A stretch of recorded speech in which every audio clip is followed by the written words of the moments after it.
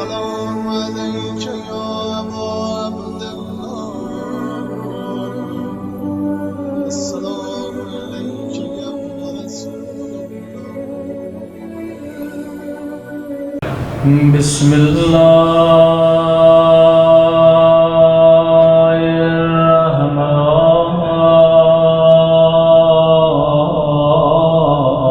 الرحمن الرحيم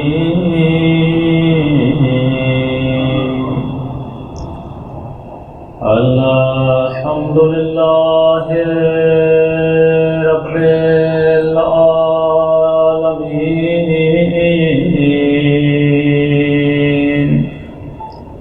الحمد لله كما هو أهله الصلاة والسلام على سيد المرسلين وخاتم النبيين أبي القاسم محمد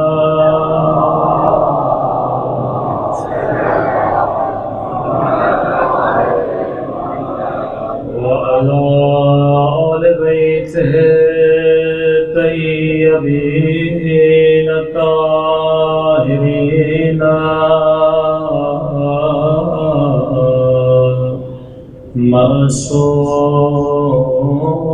معصومين سنك وسكم وبزم اللهم كل وليك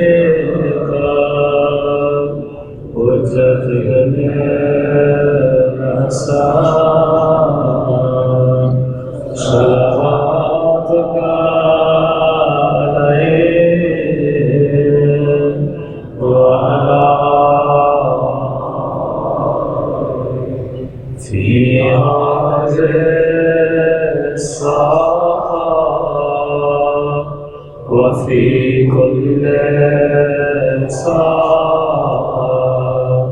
وليا وحافظا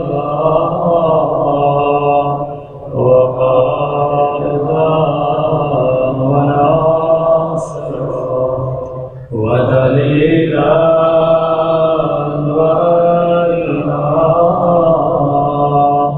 حتى تسكنه أرضك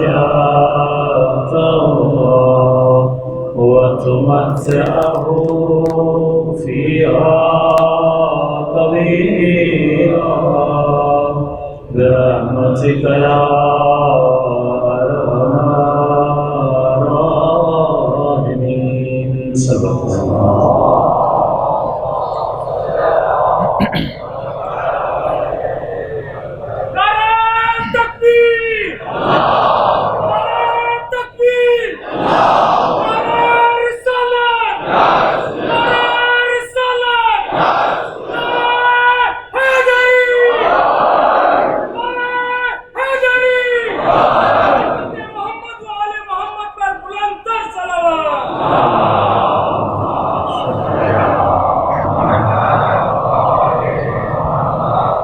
بسم اللہ الرحمن الرحیم رب اشرح لی صدری ویسر لی امری واحلل عقدۃ من لسانی یفقهوا قولی.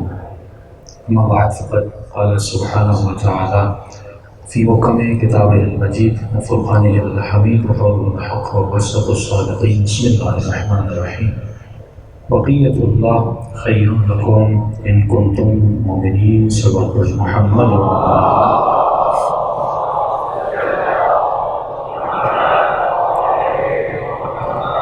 دعا ہے پروردگار عالم ہم سب کی عبادتوں کو اپنی بارگاہ عالی میں قبول فرما دے، اور جس مقصد حیات سے مجالس میں تشریف لا رہے ہیں ان مقاصد میں بھی ہم سب کو کامیابیاں کامرانیاں نصیب فرما دے.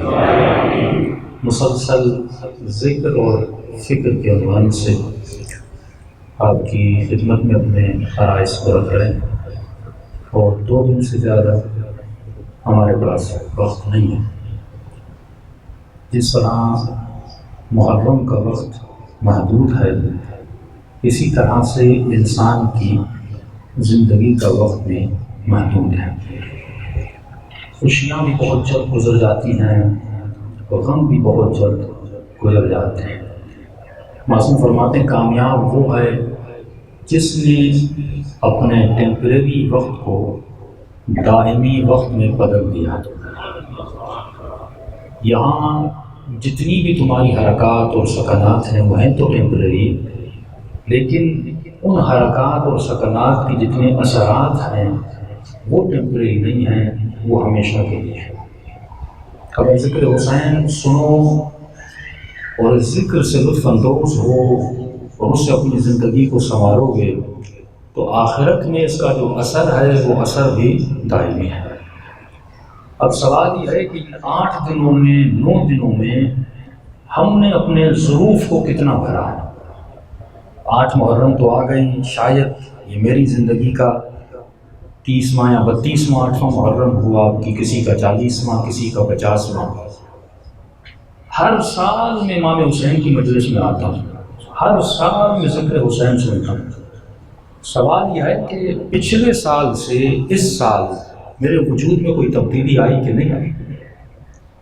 امام فرماتے ہیں کہ ملعون ہے وہ ملعون ہے جس کا آج اس کے کل سے بہتر نہ ہو۔ اگر 2020 کا محرم میرے 2019 کی محرم سے بہتر نہیں ہے تو امام فرماتے تو خسارے میں ہے، لیکن اگر یہ محرم اس محرم سے کامیاب ہے تو امام فرماتے تو کامیاب ہے۔ پہلی محرم سے لے کر 8ویں محرم تک مومن یہ سوچے کہ ان 8 مجالس میں میرے وجود میں تبدیلی کون سی آئے کہ میں نے امام حسین کو اتنا پہچانا جتنا امام حسین مجھے پہچانا چاہتے ہیں۔ کیا میں مقصد حسین کو سمجھ سکا؟ کیا میں کربلا کو سمجھ سکا؟ کیا میں نے یزید کو پہچانا کہ یزید تھا کون؟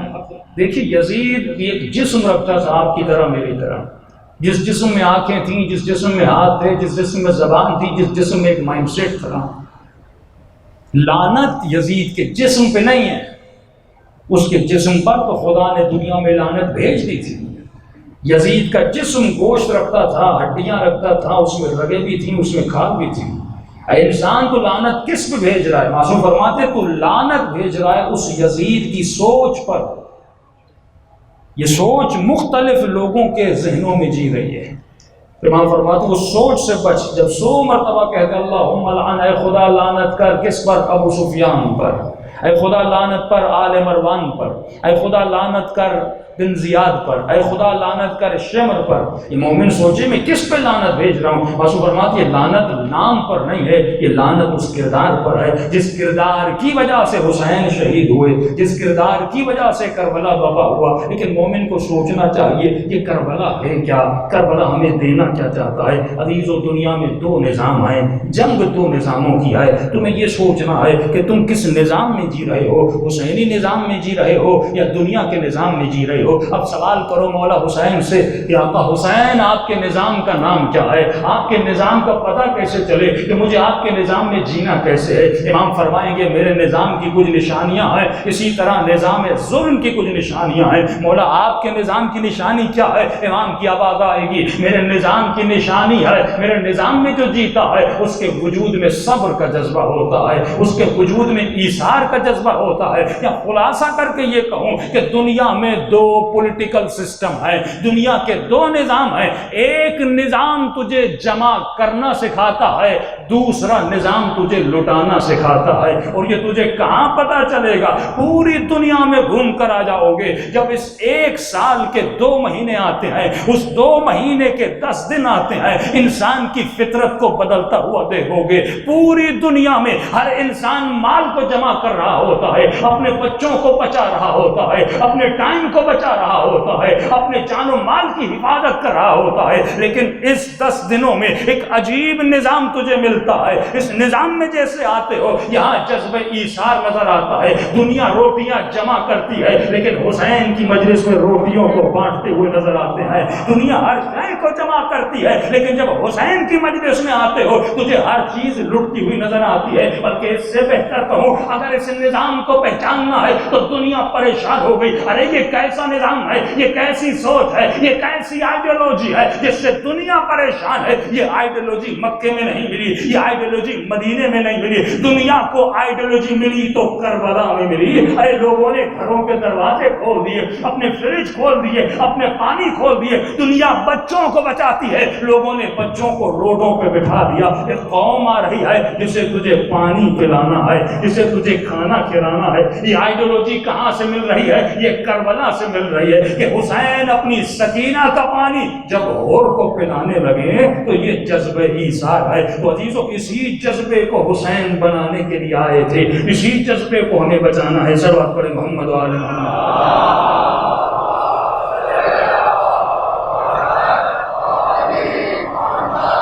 کبھی آپ نے غور کیا ان 10 دنوں میں ہمیں ہو کیا جاتا ہے؟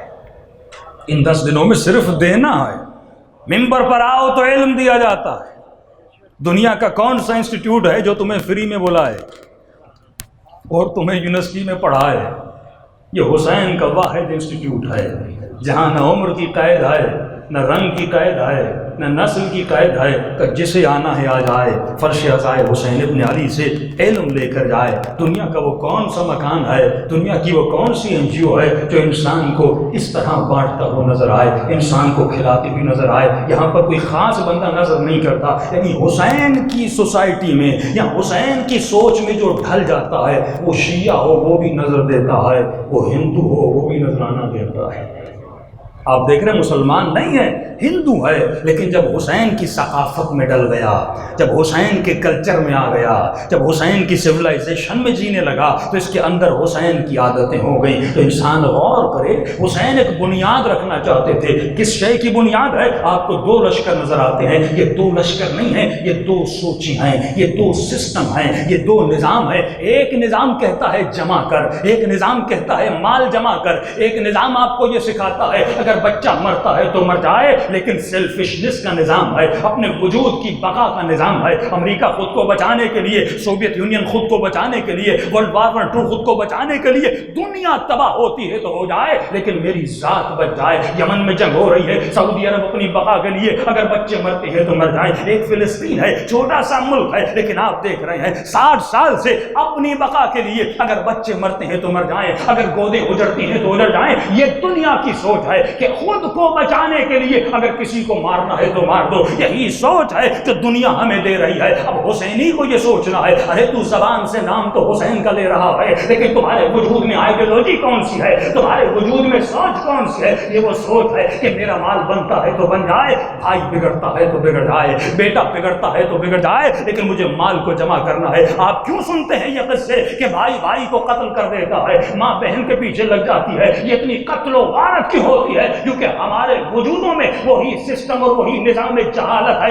جس کو حسین مٹانے کے لیے آئے تھے. اور حسین کا نظام کیا ہے؟ اگر خود کو مٹانا ہے تو مٹا دو لیکن دین خدا بچ جائے، انسانیت بچ جائے، ایثار کا جذبہ بچ جائے. خود پیاسے رہیں تو رہیں، لیکن عباس کیا بتا رہے ہیں؟ ارے سکینہ پیاسی ہے تو عباس پانی نہیں پیے گا. ایک طرف حسین اپنے گھوڑے کو پانی پلا رہے ہیں لیکن خود پانی نہیں پی رہے کیونکہ حسین کے ذہن میں ہے کہ ایک بچی ہے جو پیاسی ہے. کیوں عاشورہ کے دن روزہ رکھنا حرام ہے لیکن کافی مومنین میں ایثار کا جذبہ دیکھیں گے. عاشورہ کے دن یہ مومن پانی نہیں پیتا. ارے پانی پینا حلال ہے، تو کیوں نہیں پی رہا؟ وہی جذبہ ایثار ہے. ارے کربلا میں میرے حسین نے پانی نہیں پیا تھا، عباس نے پانی نہیں پیا تھا. اس جذبہ ایثار کو حسین بلند کرنے آئے، لیکن حسین کے سامنے کچھ ایسے لوگ ہیں جس جذبے کو مٹانے کے لیے آئے، جو سیلفشنس کا جذبہ تھا، جو زندگی کو ایک اور راہ و طریقہ دکھاتا تھا. ایک حسین کا طریقہ تھا. اب انسان کو سوچنا ہے کہ میں اپنی زندگی میں اپنے 24 گھنٹے میں پورے سال کی زندگی کس سوچ کے مطابق گزار رہا ہوں. کیا حسین کی سوچ کے مطابق گزار رہا ہوں یا یزید کی سوچ کے مطابق گزار رہا ہوں؟ آئیے قرآن کی طرف چلتے ہیں. اللہ کی آواز آتی ہے کہ انسان آخری زمانے میں تبرج ظاہری آ جائے گا. تبرج ظاہری، مولا یہ تبرج ظاہری کیا ہے؟ فرمایا آخری زمانے کی سوچ ہے. ہر انسان خود کو چمکتا ہوا دیکھنا چاہتا ہے. عربی میں لفظ تبرج ہے، تبرج کا ترجمہ کریں برج بنتا ہے. دبئی میں برج خلیفہ ہے، برج کہتے ہیں بلندی کو. فرمایا آخری زمانے میں، یا آخری زمانے کے سسٹم اور نظام کا ایک حصہ ہے کہ ہر انسان خود کو مشہور ہوتا ہوا دیکھنا چاہتا ہے. ہر انسان خود کو چمکتا ہوا دیکھنا چاہتا ہے، وہ برج بنا دیتا ہے. نبی فرماتے ہیں اے مکے کی خواتین، اے مدینے کی عورتوں، کبھی خود کو برج نہ بنانا. یہ عورتیں کیا کرتی تھیں؟ اپنے سروں پہ بال بناتی تھیں، بالوں کو اوپر کرتی تھیں، جب چلتی تھیں پاؤں میں گھنگرو پہنتی تھیں، چلتے چلتے آوازیں آتی تھیں. مرد کو پتہ چلتا تھا کوئی خاتون آ رہی ہے، دور سے اپنے حسن کو ظاہر کرتی تھیں.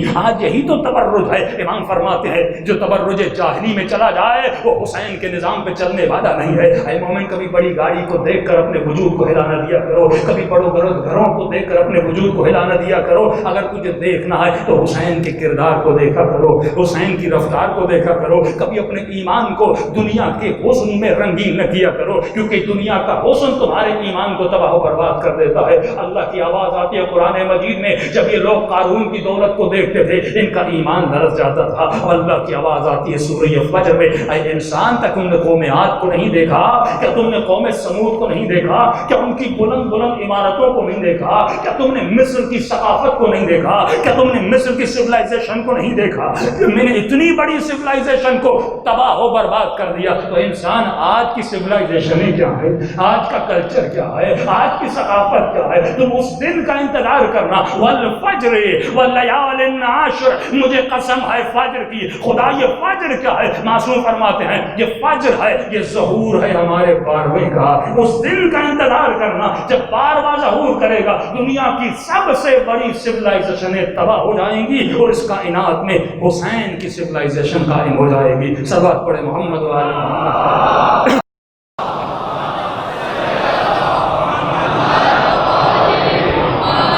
عزیزو، یہ جنگ ہے دو سویلائزیشنوں کے بیچ میں، یہ جنگ ہے دو آئیڈیالوجیز کے بیچ میں.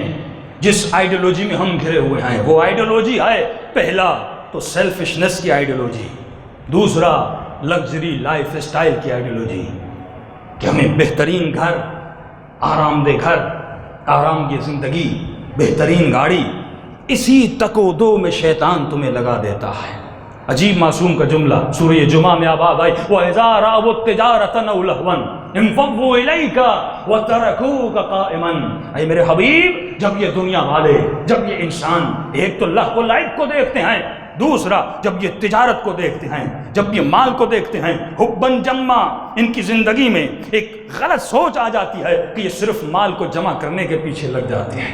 70 سال کی عمر ہو گئی، 80 سال کی عمر ہو گئی، کس کے لیے جمع کر رہا ہے؟ مولانا بچوں کے لیے جمع کر رہا ہوں. کیا تمہیں حسین کی آئیڈیالوجی نہیں ملی؟ حسین کی آئیڈیالوجی تھی ایثار کی آئیڈیالوجی. حسین کی سوچ تھی، جذبہ تھا صرف دینے کا، جمع کرنے کا جذبہ نہیں تھا. انسان تمہاری مثال ایک پائپ لائن کی طرح ہے. خدا دیتا ہے، اس رزق تمہیں عطا کرتا ہے، اس کو اس پائپ لائن سے گزار دینا ہے. تجھے نمرود کی طرح جمع نہیں کرنا، تجھے فرعون کی طرح جمع نہیں کرنا. تم مال جمع کرنے کے لیے نہیں آیا، تو حسین کے لیے مال کو دینے کے لیے آیا ہے. ارے تو روز قرآن پڑھتا ہے، کیوں قرآن کی آیتوں پہ غور نہیں کرتا؟ کیوں قرآن کی آیتوں پہ فکر نہیں کرتا؟ جہاں جہاں لفظ صلاۃ ہے وہاں وہاں لفظ زکات ہے. ارے جب تمہاری ولایت امامت کا تعارف بھی کروایا گیا تو ہوا بھائی اطیعوا اللہ واطیعوا الرسول واولی الامر منکم. اس کی اطاعت کرو. کس کی اطاعت کرو؟ جس نے حالت رکوع میں کیا دی؟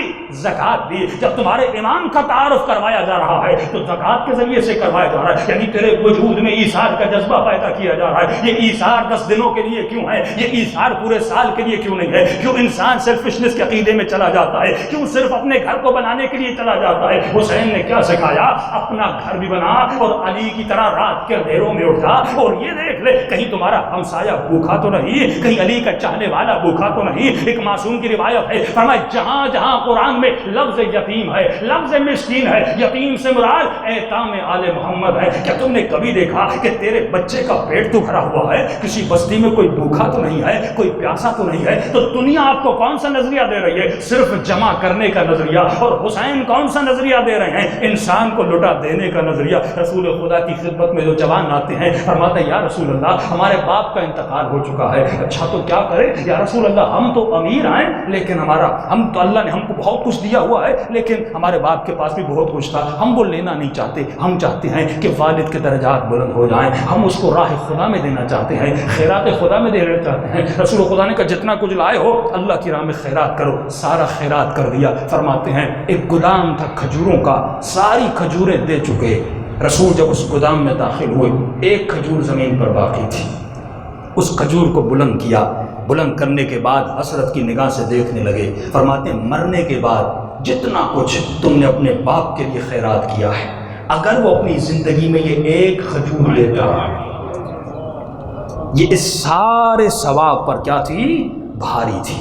اہل بیت فرماتے جب تک زندہ ہو اپنے ہاتھوں سے کار خیر کرو, اپنے ہاتھوں سے اللہ کی راہ میں دو. وہی جذبہ جو جذبہ حسینی تھا اگر تمہارے دل میں پیدا ہو جائے. لیکن معصوم فرماتے ہیں یہ شیطان کرتا کیا ہے, اس کے بھی گمراہ کرنے کے الگ الگ طریقے ہیں. یہ دنیا مختلف تصورات میں دیتی ہے. تصور ملتا کہاں سے ہے؟ کبھی تصور ٹی وی سے ملتا ہے, کبھی تصور سنیما سے ملتا ہے, کبھی تصور فلموں سے ملتا ہے, کبھی تصور ایکٹریسز سے ملتا ہے, کبھی ایکٹر سے ملتا ہے. کیوں یہ جوان اس چیز کے پیچھے لگا رہتا ہے؟ یہ کیوں سیلیبریٹی پرست بن جاتا ہے کہ فلاں ایکٹر کی شادی ہوئی, اس کے بچے کتنے ہیں؟ کیوں اس انسان نے بت پرستی کا تو انکار کیا لیکن یہ کبھی خود بت بن جاتا ہے, کبھی خطیب کا بت بن جاتا ہے, کبھی نوح خان بت بن جاتا ہے, کبھی کوئی فیلسوف بت بن جاتا ہے, کبھی کوئی ایکٹر بت بن جاتا ہے, کبھی اس کا گھر اس کے لیے بت بن جاتا ہے. فرمایا تو بتوں کو توڑنے کے لیے آیا, اصل بت جو ہے وہ تمہارے وجود میں ہے. کبھی یہ شہرت ہے انسان تیرے لیے بت بن جاتی ہے, کبھی مال پرستی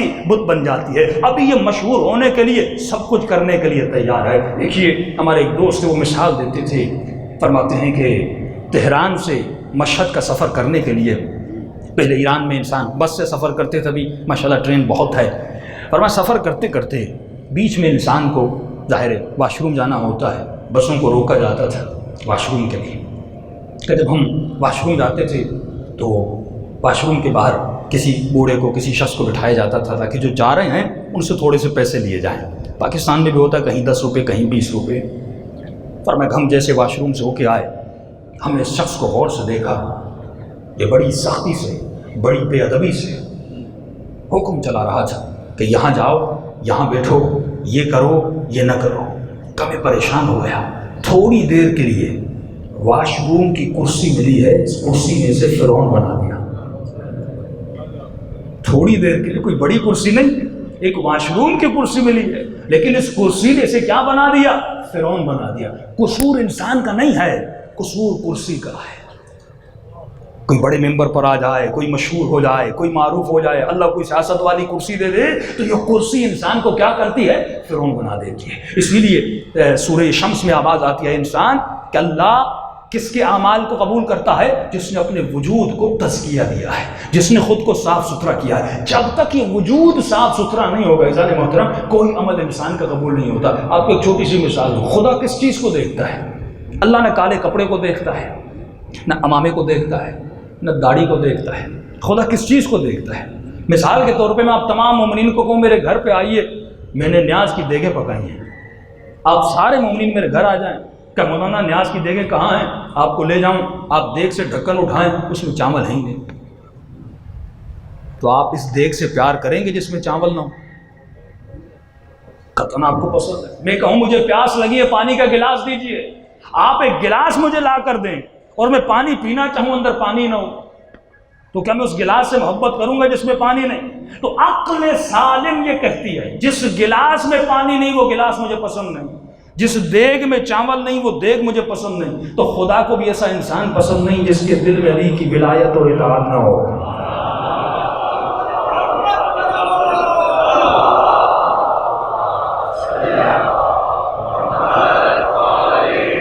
بھائی وہ خدا ہے, وہ نہ بڑی گاڑی کو کو دیکھ کر انسپائر ہوتا ہے، نہ کسی کے حسین چہرے کو دیکھ کر انسپائر ہوتا ہے۔ ان اکرمکم عند اللہ اتقاکم، خدا تمہارے وجود کو دیکھتا ہے کہ تم نے زندگی کس کی سوچ پہ گزاری، تم نے زندگی کس کے اسلوب پہ گزاری، تم نے زندگی کس کے طریقوں پہ گزاری۔ انسان دنیا کی سوچ دے، دنیا کی سوچ ہے کہ پیسہ ہو تو میں سب کچھ کر سکتا ہوں، اور اتنی دہشت دنیا نے پھیلائی کہ آپ دیکھیں کہ تقریباً $6,000 بلین کا بزنس ہوتا ہے ڈرگس کا دنیا میں۔ یہ کون سی سوچ ہے؟ دنیا تباہ ہوتی ہے تو ہو جائے لیکن ہمیں پیسے ملیں۔ آپ نے ڈارک ویب اور ڈیپ ویب کا نام سنا ہوگا۔ ڈارک ویب وہ چیز ہے جس کو آمدن لوگوں کو دکھایا گیا، اس کے قصے ممبر سے پڑھے جائیں تو پریشان ہو جائیں گے کہ دنیا میں اتنا بھی ظلم ہو سکتا ہے، دنیا میں اتنی بدبختی بھی ہو سکتی ہے کہ پہلے بدکاری انسان سے کرتا تھا، یہاں تک نوبت آئی بدکاری حیوان سے ہونے لگی۔ اور ڈارک ویب میں 30,000 میں 40,000 میں ایک زندہ انسان کو خریدا جاتا ہے اور آرڈر دیا جاتا ہے کہ ہمیں ایسا انسان چاہیے جس کی آنکھیں نکلی ہوئی ہوں، ہمیں ایسا انسان چاہیے جس کے ہاتھ پاؤں نہ ہو، ہم اس کو حیوان بنا کے دنیا میں چلائیں۔ کہ میکسیک میں خاتون کو پکڑا جاتا ہے، فرماتے ہیں کہ ہم جانتے نہیں یہ خاتون کون ہے، نہ بول سکتی تھی نہ سن سکتی تھی، اس کی نہ ہاتھیں تھی نہ ٹانگیں تھیں، بس ایسے چلتی تھی جیسے حیوان اشاروں پہ چلتا ہے، ہم سیٹی لگاتے تھے وہ خاتون دوڑتی ہوئی آتی تھی۔ یہ کون ہے؟ یہ پیسہ ہے جس نے انسان کے وجود میں جنون کو پیدا کیا، جس پیسے نے اتنا نشہ ڈالا کہ وہ یہ سوچے میں جو کرنا چاہتا ہوں کر لوں۔ لیکن جب علی کے پاس مال آتا ہے تو علی کی سخاوت کو تو دیکھ لیجئے کہ کسی نے امام سے سوال کیا تھا کہ مولا حاتم طائی بھی سخی تھا، علی بھی سخی ہے، امام فرماتے ہیں اس کی سخاوت میں اور علی کی سخاوت میں زمین و آسمان کا فرق ہے۔ مولا کیسے فرق ہے؟ فرمایا حاتم کے پاس ایک شخص جاتا تھا، فرماتے کتنا سخی تھا، فرمایا اگر ایک ہی شخص 40 دروازوں سے جاتا تھا حاتم اسے واپس نہیں کرتا تھا۔ امام فرماتے ہمارے بابا علی کی سخاوت اتنی ہے کہ علی کے در پہ اگر کوئی فقیر آتا تھا علی اتنا دیتے تھے اسے 40 دروازوں پہ جانے کی ضرورت نہیں پڑتی۔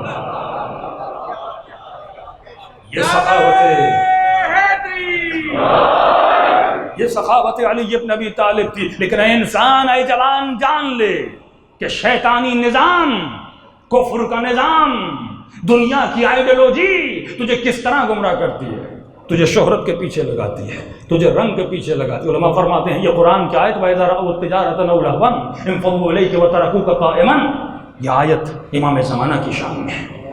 کہ لوگ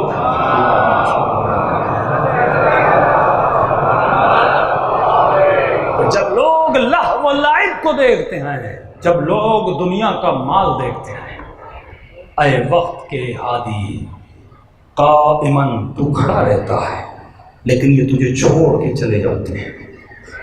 کبھی آپ نے سوچا کہ شیطان کرتا کیا ہے؟ امام فرماتے ہیں ہم بقا کی دعوت دیتے ہیں، شیطان کے پاس بقا نہیں ہے۔ ہم تجھے جنت کی دعوت دیتے ہیں، ہم تجھے نعمتہائے ابدی کی دعوت دیتے ہیں، لیکن شیطان کے پاس کیونکہ بقا نہیں ہے، اس کے پاس ہے فنا۔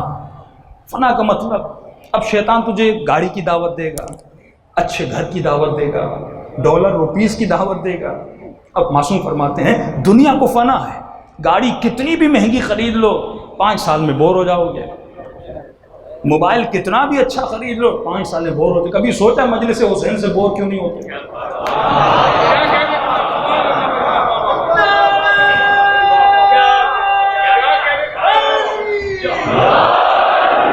یہ ذکر ہمیں بور نہیں کرتا، کیوں؟ کیونکہ یہ ذکر دنیاوی نہیں ہے، اخروی ہے۔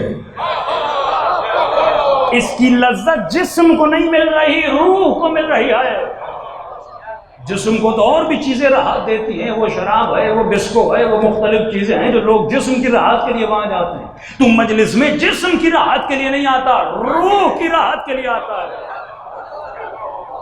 ہیں ایسے عزادار جن کو میں نے سنا جو کہتے ہیں مولانا ہم مجلس حسین میں گریہ من کو ہلکا کرنے کے لیے، یہ چھوٹی سوچ ہے۔ گریہ من کو ہلکا کرنے کے لیے نہیں ہے، گریہ ابدی سفر کا نام ہے، گریہ تجھے فرش سے اٹھا کے عرش پہ لے جانے کا نام ہے۔ شیطان کے پاس ہیں فنا والی چیزیں، دیکھیے وقت کم ہے، بہت جلدی سے گزر رہا ہوں۔ شیطان کے پاس ہیں فنا والی چیزیں۔ اب وہ آپ کو موبائل کی طرف دوڑائے گا، کسی خاتون کے حسن کی طرف دوڑائے گا، کسی اچھی آواز کا دیوانہ بنائے گا، کسی کی گاڑی، کسی کا بنگلہ، انہی چمکتی ہوئی چیزوں میں آپ کو گھمائے گا۔ اب معصوم فرماتے ہیں دنیا میں تو فنا ہے، شیطان کو پتا ہے کہ اگر میں نے اس کو گاڑی کی طرف دوڑایا، گاڑی میں فنا ہے، موبائل کو فنا ہے، اچھی آواز کو فنا ہے، اچھی شکل کو فنا ہے، آج حسین ہے کل نہیں ہے، آج اچھی آواز ہے کل اچھی آواز نہیں۔ تو فرمائیے کرتا کیا ہے؟ فرمائیے ملعون بڑا خبیث ہے۔ مولا کیا کرتا ہے؟ فرمایا یہ اسی فنا میں تنوع پیدا کرتا ہے۔ لفظ مشکل ہے، یہ اسی فنا میں تنوع پیدا کرتا ہے، اسی فنا کو جدت دیتا ہے۔ انگلش میں کہوں تو یہ اسی فنا کو ویرائٹی دیتا ہے، یہ اتنی ویرائٹیز کو کریٹ کرتا ہے کہ تو اس فنا میں تھکتا ہی نہیں ہے۔ کیسے؟ آج جوان نے موبائل لیا، کل نیا ماڈل نئے موبائل میں لگ گیا۔ آج نوجوان نے کپڑے لیے، کل نیا فیشن نئے فیشن میں لگ گیا۔ آج اس نے بوٹ لیا، اگلے سال نیا بوٹ۔ آج اس نے اینک لی، اگلے سال نئی اینک۔ آج اس نے گھر لیا، بیوی نے اگلے سال کا گھر کو اور بنانا ہے۔ آج اس نے گاڑی لی، کہا کل نیا ماڈل ہے اور لینا ہے۔ فرمایا اتنا تنوع میں لگ جاتا ہے، یہ بھول ہی جاتا ہے کہ دنیا فنا کا نام ہے، بقا کا نام نہیں ہے۔ لیکن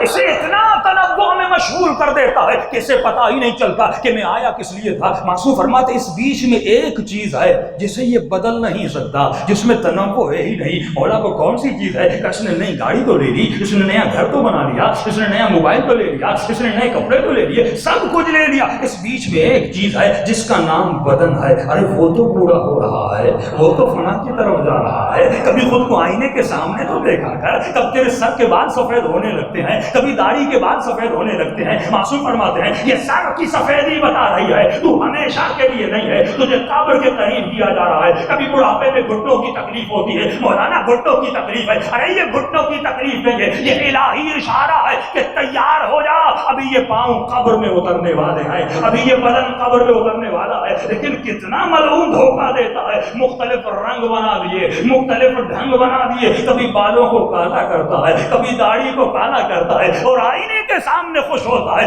ارے میں جوان ہو گیا۔ یہ جوانی نہیں ہے، یہ شیطان کا دھوکہ ہے۔ آجا کربلا میں تجھے حقیقت کی جوانی نظر آئے گی، جہاں پر موت موت نہیں بلکہ زندگی کا فلسفہ ہے۔ ارے تو دنیا میں مرنے کے لیے نہیں آیا بلکہ جینے کے لیے آیا ہے۔ کیسا جینا؟ جس جینے میں موت کا انتظار کیا جائے، جس جینے میں قبر کا انتظار کیا جائے، جس جینے میں برزخ کا انتظار کیا جائے۔ مولا کیوں انتظار کروں؟ انتظار کا فلسفہ کیا ہے؟ فرمایا موت ہوگی غیروں کے لیے، علی والوں کے لیے موت موت نہیں ہے بلکہ علی کی زیارت کا نام ہے۔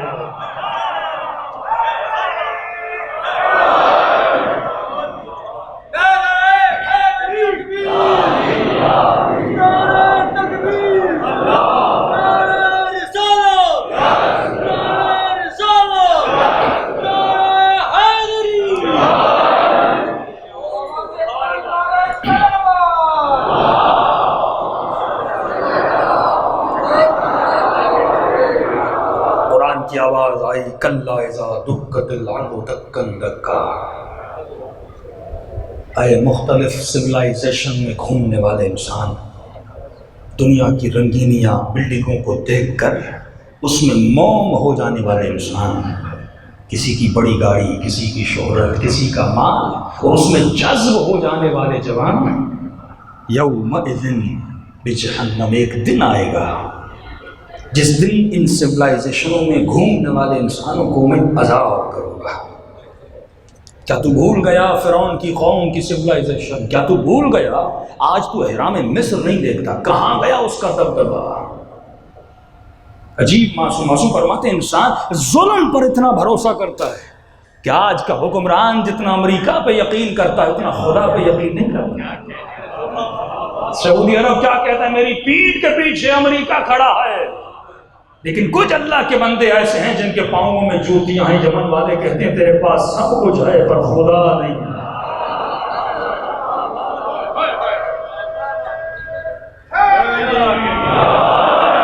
مخلوق خدا کہتی ہمارا بھروسہ خدا ہے، ہمارا بھروسہ رب العالمین ہے، اور جب وہ دینے پر آتا ہے من حیث لا یحتسب، ایک ایسی جگہ سے دیتا ہے جہاں سے تو نے تصور نہیں کیا ہوگا۔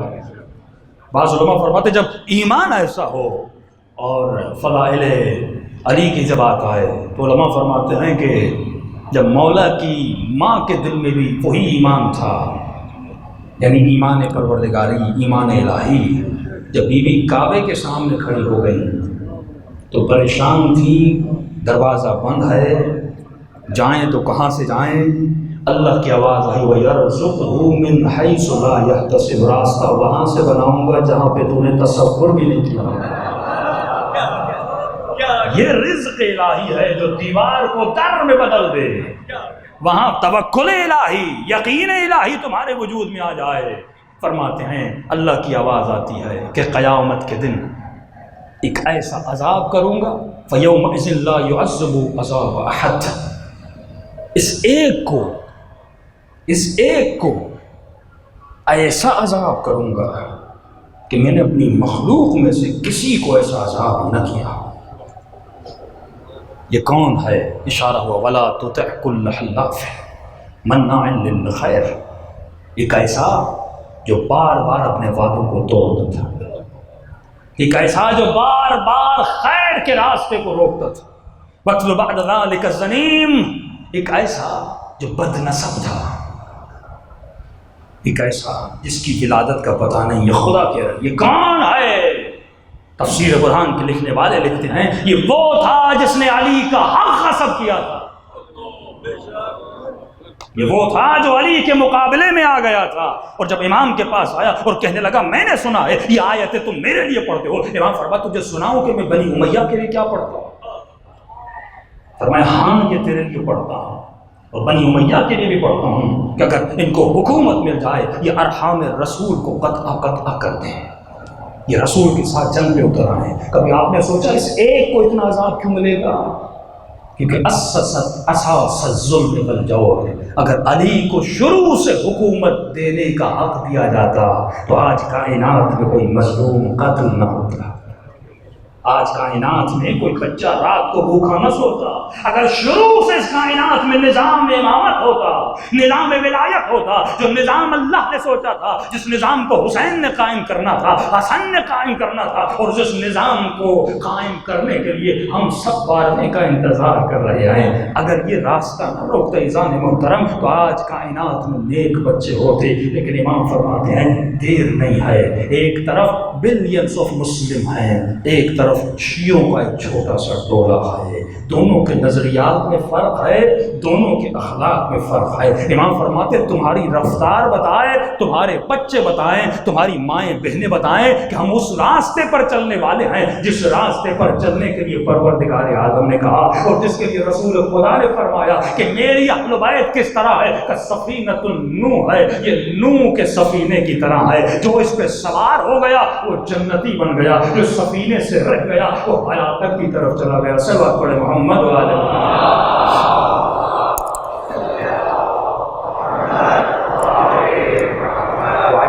تو ایزان محترم شیطان تنوع طلبی کی طرف لے جاتا ہے، آپ کو جدت کی طرف لے جاتا ہے، اور آج دنیا انہیں ویرائٹیز میں گھری ہوئی ہے۔ معصوم فرماتے ہیں شکل دیکھ کہ مولانا ہم فلاں کے فین ہیں، فلاں سیلیبریٹی پرست، یہ بت پرستی ہے، وہ کسی بھی شعبے میں ہو یہ بت پرستی ہے۔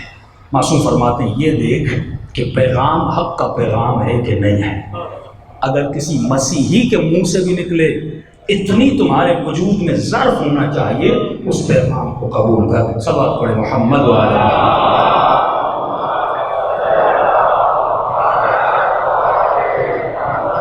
میں بتا نہیں سکتا کہ اہل بیت رسول ہم سے کتنی محبت کرتے ہیں۔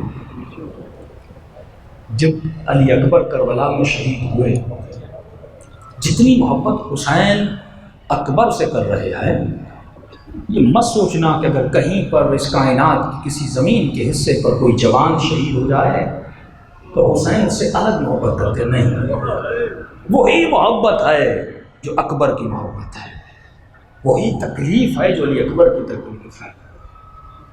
چھٹے امام کا صحابی کہتا ہے جب مولا کی خدمت میں گیا تو مولا کے پاس دو کپڑے ہوتے تھے، کبھی لباس خوشی پہنتے تھے، کبھی لباس عزا پہنتے تھے۔ اس دن امام نے لباس عزا پہنا ہوا تھا اور مولا کی ہاتھ میں کتاب تھی، امام اس کو پڑھ رہے تھے۔ امام کو کہا کہ مولا آپ زار و قطار رو کیوں ہیں، لباس عزا کیوں پہنا ہے؟ امام فرماتے ہیں کہ میرے ہاتھ میں میرے بابا علی کی ایک نسخہ آیا ہے، اس نسخے کو پڑھ کے رو رہا۔ فرمایا مولا اس نسخے میں ایسا کیا لکھا ہے؟ کہ اس نسخے میں لکھا ہے کہ میرا 12واں فرزند حضرت مہدی کن کن مصائب سے گزریں گے، وہ مصائب پڑھ کے میں رو رہا ہوں۔ اب تصور کریں امام زمانہ ان مصائبوں کو دیکھتے ہوں گے، آپ کو صرف ایک شہید کا 2 واقعے پتہ چلتے، آپ کو کیا پتا کہ سیریا میں کون کون سے مظاہر ہوئے، آپ کو کیا پتا کہ یمن میں کون کون سے مظاہر ہوئے، آپ کو کیا پتا فلسطین کی قیدوں میں اور جیلوں میں کون کون سے مظالم ہوئے، آپ کو کیا پتا جو شیعہ لاپتہ ہو جاتے ہیں ان کے اوپر کون کون سے مظالم ہوتے ہیں۔ ہم دیکھ نہیں رہے، امام ہر ایک کے مصائب کو دیکھ رہے ہیں۔ فرمایا ایسے روتے ہیں جیسے حسین کربلا میں روئے تھے۔ فرمایا تمہاری ماں تم سے اتنی محبت نہیں کرتی جتنی اہل بیت۔ عزیزو محبت 2 طرفہ ہو نا، ایک طرفہ محبت کس کام کی؟ ہمیشہ ایک پرانا میرا جملہ میں کہتا تھا، میں ہمیشہ کہتا تھا کہ محبت تقاضے دیدار کرتی ہے۔ جس محبت میں دیدار کا تقاضا نا، محبت جھوٹی ہے۔ اگر بیٹا کہے مجھے باپ سے محبت ہے لیکن 6 مہینے گزر جائیں باپ سے ملنے نہ جائے، دنیا کہے گی یہ جھوٹا ہے کیونکہ باپ سے ملا نہیں۔ شخص کہے بیوی سے محبت ہے، مجازی محبت میں آ جاؤ، کتنی تڑپ ہوتی ہے کہ مجازی عشق سے ملو، مجازی محبت سے ملو، تڑپ ہے نا کیونکہ محبت ہے۔ امام فرماتے کیسا میرا شیعہ ہے، دعویٰ تو کرتا ہے محبت ہے، دیدار کا تقاضا کیوں نہیں کرتا؟ 40 دن تم نے محنت کی کہ ایسا عمل کروں کہ امام زمانہ نظر آ جائے، 20 دن تم نے محنت کی کہ ایسا عمل کروں امام حسین نظر آ جائیں۔ ارے کربلا جاؤ، وہ مقام عظیم ہے، لیکن کربلا کس کی زیارت کرتے ہو؟ حسین کی زری کی، حسین کے حرم کے دروازوں کی، اینٹوں کی، پتھروں کی، وہ بھی ثواب ہے کیونکہ نسبت حسین سے ہے۔ آج تک تم نے یہ خواہش کیوں نہیں کی؟ کیونکہ خود حسین نظر آ جائیں، ان آنکھوں کو حسین کا دیدار ہو جائے، امام زمانہ کا دیدار ہو جائے۔ وہ جھوٹا ہے جو محبت تو کرے لیکن تقاضے دیدار نہ کرے، اور دیدار کی شرائط ہے۔ علی ابن مہذیان 40 سال حج پہ گیا تاکہ امام زمانہ کی زیارت ہو جائے۔ 40 سال عزیزو، کم عرصہ نہیں ہے، کیونکہ علی ابن مہذیان کو کسی عالم نے کہا کہ علی ابن مہذیان اگر اپنے وقت کے امام کی زیارت کرنا چاہتے ہو، اس کائنات میں ایک مقام ہے جہاں پہ 100% امام زمانہ آتے ہیں۔ فرمایا وہ کون سا مقام ہے؟ فرمایا وہ حج کا مقام ہے، کیونکہ امام پر حج واجب ہے، حج کرنے آتے ہیں، طواف کرنا اور دعا کرنا کہ کہیں نہ کہیں تجھے زہرا کے لال کا چہرہ نظر آ جائے۔ کہ 40 سال سے گیا لیکن 40 سال زیارت نہیں ہوئی، ارادہ عزم مضبوط تھا، ٹوٹا نہیں۔ کا 41واں سال ہے، علی ابن مہذیان کعبے کے کپڑے کو دیوار پر پکڑ کے رونے لگا اور شکایت کی، پروردگارا 40 سال سے آ رہا ہوں، ان آنکھوں کو زہرا کے لال کی زیارت سے محروم کیوں رکھا؟ شکوہ اللہ کو کہ خدا تو نے مجھے محروم رکھا۔ کا اتنا کہنا تھا، پیٹھ پر کسی نے ہاتھ رکھا، کہ علی ابن مہذیان اس نے محروم نہیں رکھا، تیرے عمل نے تجھے امام سے دور رکھا۔ کہ چل وقت آ گیا، کہ مجھے لے گیا، ایک صحرا تھا، ایک خیمہ تھا، سبز خیمہ، سبز نور نکل رہا ہے۔ میں نے نہیں پڑھا کسی شخص کی زیارت امام زمانہ کی جس کو اتنا شرف ملا، 3 دن 3 راتیں ایک خیمے میں امام زمانہ کے ساتھ رہا، بڑا مقام شرف ہے۔ کہ جیسے خیمے کے اندر گیا، پہلا سوال یہ کیا، مولا 40 سال سے آ رہا تھا لیکن آپ نے اپنی زیارت سے محروم رکھا۔ امام فرماتے ہیں 40 سال سے میں بھی انتظار کر رہا تھا، ہر سال میں بیٹھا رہتا تھا، تو کب آئے گا؟ مولا میں تو آیا تھا۔ امام فرماتے تیرے ایک عمل نے مہدی زہرا کی زیارت سے تجھے روک لیا۔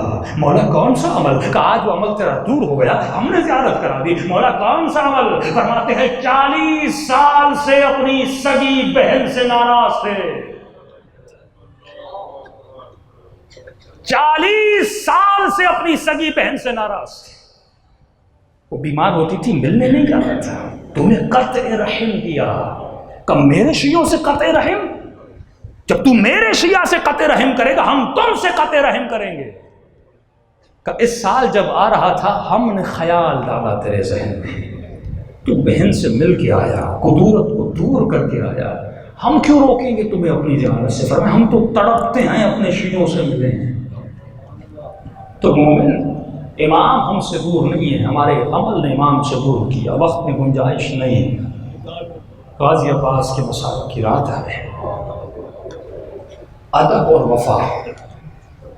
عباس نے سکھایا کہ اپنے امام زمانہ سے وفا کیسے کی جاتی ہے اور اپنے امام زمانہ کا ادب کیسے کیا جاتا ہے۔ ملتا افریقہ کا ایک قافلہ کربلا گیا، وقت نہیں ہے، میں بہت مختصر کر کے ربط مصیبت میں چلا جاؤں گا۔ افریقہ کا قافلہ، ایک ماں ایک بیٹا، سالوں کے بعد خدا نے ایک بیٹا دیا۔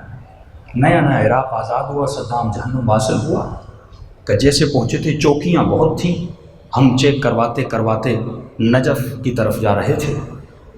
ایک چوکی والے نے کہا سارے پاسپورٹ لے کر آؤ، چیک کرواؤ۔ ہم اترے، بچہ گاڑی میں سو رہا تھا، انہوں نے کہا بچے کو سونے دو، جسٹس کا پاسپورٹ لے کر آؤ، ہمیں چیک کرنا ہے ویزا ہے کہ نہیں۔ کا پاسپورٹ لے گئی، چیک کروایا، پھر گاڑی میں بیٹھی، گاڑی چلی نجف کی طرف۔ جیسے نجف پہنچے، گاڑی سے اترنے لگے، بچے کو اٹھایا، بچہ اٹھ نہیں رہا۔ ماں کہتی ہم نے کہا شاید گرمی میں بے ہوش ہو گیا، پانی لگایا، اٹھ نہیں رہا۔ جلدی جلدی ہاسپٹل لے گئے، ڈاکٹرز نے چیک کیا کہ بچہ تو ایکسپائر ہو گیا ہے، بچہ تو مر گیا ہے۔ غسل دیا، کفن دیا، بچے کو جا کر دفن کیا۔ بچے کی دادی کہتی ہے ہم حرم گئے، دادا حرم گیا، رشتہ دار سارے حرم گئے، لیکن بچے کی ماں حرم نہیں گئی۔ ماں نے کہا حرم کیوں نہیں جاتی؟ کہ اتنے سالوں کے بعد اللہ نے ایک بیٹا دیا، وہ بھی اہل بیت نے لے لیا۔ میں تو مانگنے آئی تھی کچھ، ایک ہی بیٹا تھا، وہ بھی مجھ سے لے لیا۔ ماں نے کہا ایسی باتیں نہ کرو، یہ اللہ کی امانتیں ہیں، جب وہ چاہتا ہے لیتا ہے، جب وہ چاہتا ہے دیتا ہے، امتحان الہی ہے۔ کہ مجھے سمجھ نہیں آتا، میں علی سے ناراض ہوں، میں حرم نہیں آؤں گی۔ بڑا اصرار کیا، ضد کی، بیٹھ گئی، نہیں آئی۔ قافلہ کربلا گیا، کہ بیٹی بے ادبی ختم کر، مولا حسین کے حرم میں چل کر۔ ماں نے ایک بیٹا تھا، سہارا تھا، اس کے بغیر میں جی نہیں سکتی، میں نہیں چلتی۔ اہل بیت نے وہ بھی لے لیا۔ ارے یہاں لوگ مانگنے آتے ہیں، انہوں نے تو میری گود اجاڑ دی۔ کہ آخری دن تھا، ماں نے کہا حسین کے پاس نہیں گئے۔ کہا شکایت ہے، شکوہ ہے، ناراض ہو، مجھ سے کیوں لڑ رہی ہو؟ ہوٹل میں بیٹھ کے کیوں رو رہی ہو؟ کیا تم نے معصوم کا فرمان نہیں سنا؟ اگر شکایت بھی ہے تو ہم سے کرو، ہمارے حرم میں آ کر ہم سے باتیں کرو۔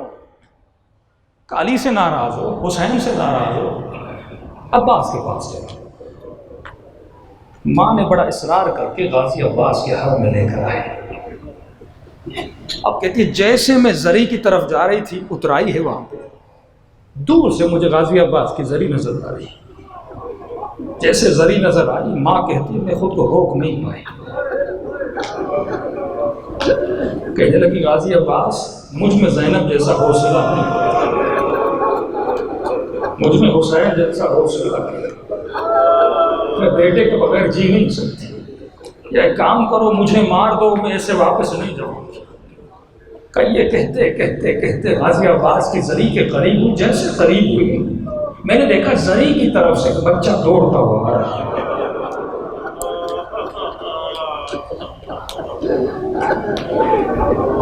پہلے کہتی ہے میں نے سمجھا خواب ہے، شدت گریے میں ایسا منظر دیکھ رہی ہوں، رو کے کہنے لگی اماں یہ میرا بچہ تو نہیں۔ ماں نے کہا یہ تو ہمارا ہی بیٹا ہے۔ دوڑتا ہوا آیا اور ماں کے سینے لگ گیا۔ پریشان، میرے لال اتنے دن تو کہاں تھا، تجھے ڈھونڈ رہی تھی۔ کما میں آپ کو ڈھونڈ رہا تھا۔ کیا مطلب تھا؟ کما جب میں نے آنکھیں کھولی میں نے لوگوں کی بھیڑ میں خود کو پایا، آپ کو بلایا، دادی کو بلایا، انکل کو بلایا، کوئی نظر نہیں آیا۔ اما اتنے میں دور سے ایک گھوڑے سوار آ رہا تھا، اس گھوڑے سوار کے ساتھ ایک حسین خوبصورت جوان تھا۔ اس نے کہا میرے لال پریشان کیوں ہو رہے، کس کو ڈھونڈ رہا ہے؟ میں نے کہا اماں گم ہو گئی ہے۔ اس نے کہا گھوڑے پہ بیٹھ جا، میں تجھے اماں کی طرف لے جاتا ہوں۔ کہ اماں میں نے ہاتھ بڑھایا، گھوڑے سوار نے کہا میرے لال میرے ہاتھ کربلا میں کٹ گیا.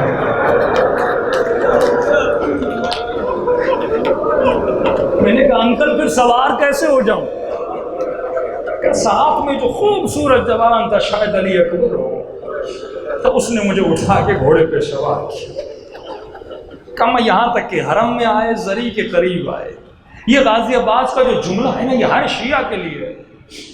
تو میرے لال انتظار کر، تھوڑی دیر کے بعد تیری ماں آنے والی ہے، لیکن جب ماں سے ملو نا اسے ایک جملہ کہنا. اماں یہ جملہ انہوں نے کہا. کہ کیا جملہ؟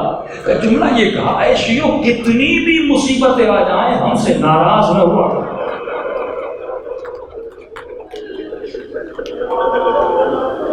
ہم سے تمہاری ناراضگی برداشت ہے.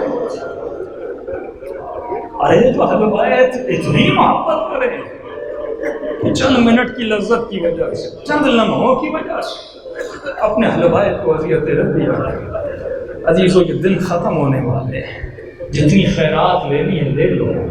معصوم فرماتے ہیں جب بھی عبادت کی، توبہ کی، گریے کی محفل میں آؤ یہ تصور کر کے آیا کرو یہ تیری زندگی کی آخری محفل ہے.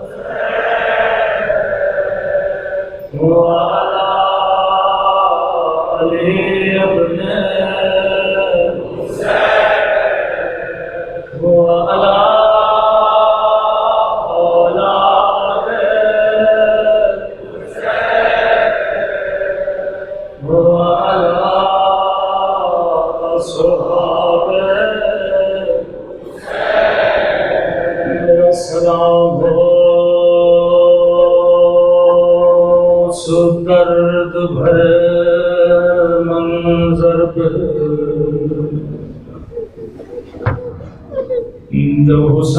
حسین گھوڑے سے اتر کے دو کٹے ہوئے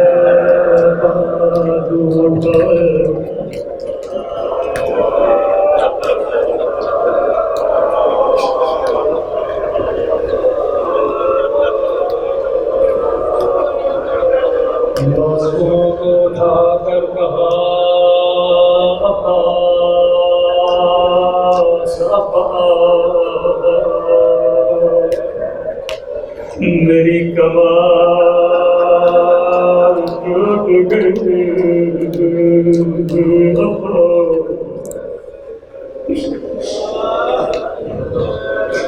میں کہوں گا مولا صرف آپ کی کمر نہیں ٹوٹی، زینب کی چادر لٹ گئی. سکینہ یتیم ہو گئی. میرے پاس وقت کم ہے، بس ایک روایت پڑھوں گا. غازی عباس آئے امام حسین کی خدمت میں. مولا اجازت دیجیے، اب سکینہ کی پیاس دیکھی نہیں جاتی. حسین نے فرمایا ابا تو میرے لشکر کا سپہ سالار ہے، عباس تیرے بعد حسین کا کوئی نہیں ہے. فرمایا مولا اب کوئی لشکر نہ رہا، علی اکبر نہ رہے. مولا اب قاسم نہ رہے.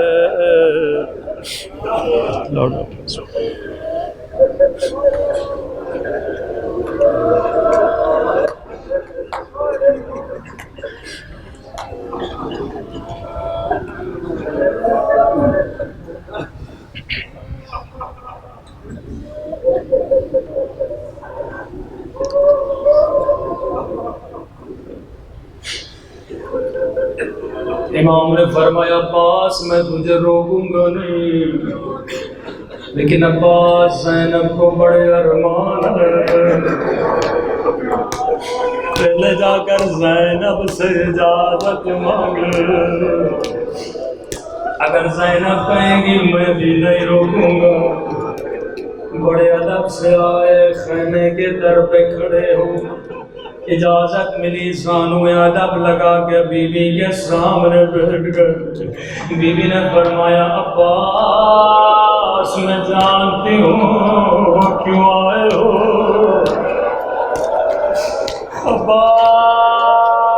عباس میں تجھے روکوں گی نہیں، لیکن عباس جانے سے پہلے کچھ باتیں سنتا تھا۔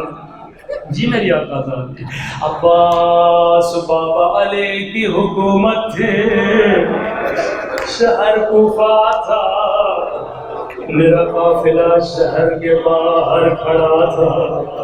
بابا نے کہا حسن رات ہونے دو،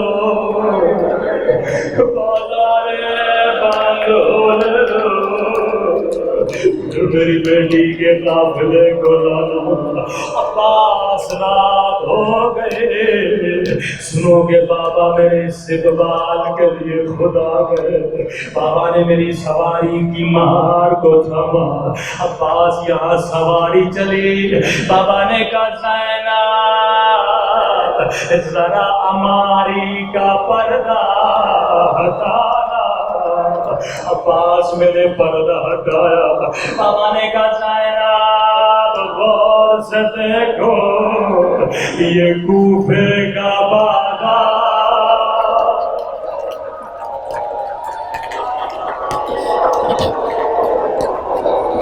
عباس مجھے سمجھ نہیں آ رہا، بابا مجھے کیوں دکھا رہے ہیں، یا سواری اور آگے بڑھی کہ زینب ذرا پردہ ہٹانا، عباس میں نے پردہ ہٹایا، بابا نے کہا زینب غور سے دیکھو یہ کوفیوں کے گھر ہے، عباس پھر بھی سمجھ نہیں آیا، یا سواری آگے بڑھے، بابا نے کہا زینب پردہ ہٹانا، عباس میں نے پردہ ہٹایا، بابا نے کہا زینب غور سے دیکھو یہ کوفے کا چوک ہے، عباس میں نے کہا بابا اگر بازار دکھانے ہیں حسن کو دکھائیے، اگر بازار دکھانے حسین کو دکھائیے، بابا زینب اور بازار،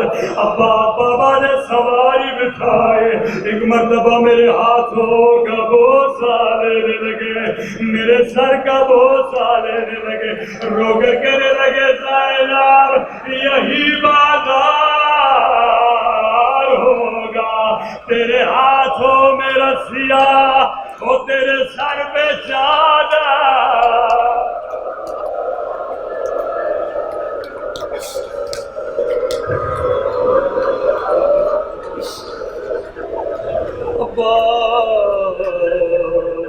میں نے کہا بابا آپ امام علم غیب جانتے ہیں، لیکن بابا ایک سوال کروں گی، بابا جس بہن کی بھی ایک بھائی ہو اس کا بھی کوئی نام نہیں لیتا، بابا اللہ نے مجھے 18 بھائی دیے، اللہ نے مجھے حسن جیسا بھائی دیا، اللہ نے مجھے حسین جیسا بھائی دیا، عباس میری سمجھ میں نہیں آیا، سنو گے زینب نے کیسے خدا حافظ کیا، ایک مرتبہ کا عباس کھڑا ہو جا، دونوں باہیں عباس کے گلے میں ڈالیں، رو کر کا خدا حافظ عباس، اب میں زینب سمجھ گئے، میری چادر اترنے کا وقت قریب ہے، او میرے ہاتھوں میں رسیاں، او سکینہ کے تماچے،